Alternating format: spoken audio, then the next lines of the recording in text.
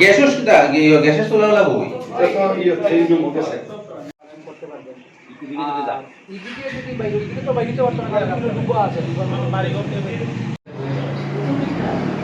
কত ওদিকে এ যাস না আই ম্যাডাম কিসার ব্যবসায়ী করা হ্যাঁ ব্যবসায়ী তো তাই কিসার ব্যবসায়ী চাই না আমরা রোডের উপরে 100 টাকা আমরা এই রোড দিয়ে নামতো না তাহলে এদিকে নামলে এদিকে কোন জায়গা ওইদিকে দুইটা দুইটা রাস্তা আছে কোনো মানুষ চেক করতে লাগবে এত এদিকে যাচ্ছে না এই গলি দিকে বারণ যায় রাস্তা এদিকে কোন দিকে রাস্তা আছে এদিকে একটু পিছনে দিকে একটা রাস্তা দিয়ে এদিকে কথা আছে মেরা নাম তো করে ছাড়তে আরো দিকে রাজি আমরা যাওয়ার দিন পরে এই মেরা নাম তো বই দেখতে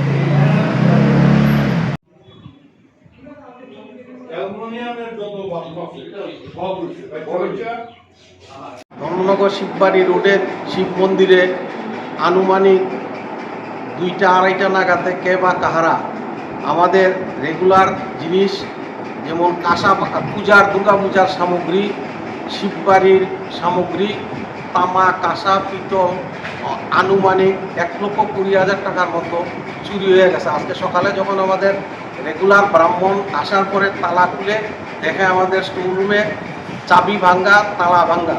তো আমরা বিনীত নিবেদন কিছুক্ষণ আগে আমাদের ধর্মনগর থানায় আমরা এন্ট্রি দিয়েছিলাম। কিছুক্ষণ পূর্বে আমাদের এসপি সাহেবও রেগুলার আসেদিকে নমস্কার দিতেন, ওনার নলেজে নেওয়া হয়েছে।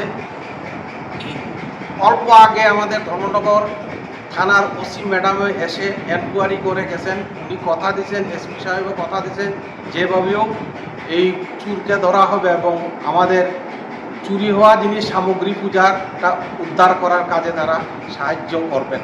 নমস্কার। 3 থেকে 4 বার আরও চুরি হয়েছিল।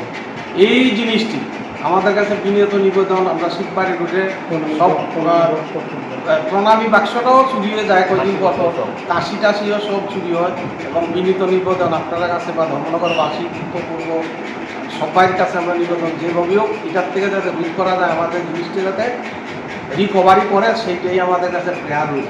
ধন্যবাদ।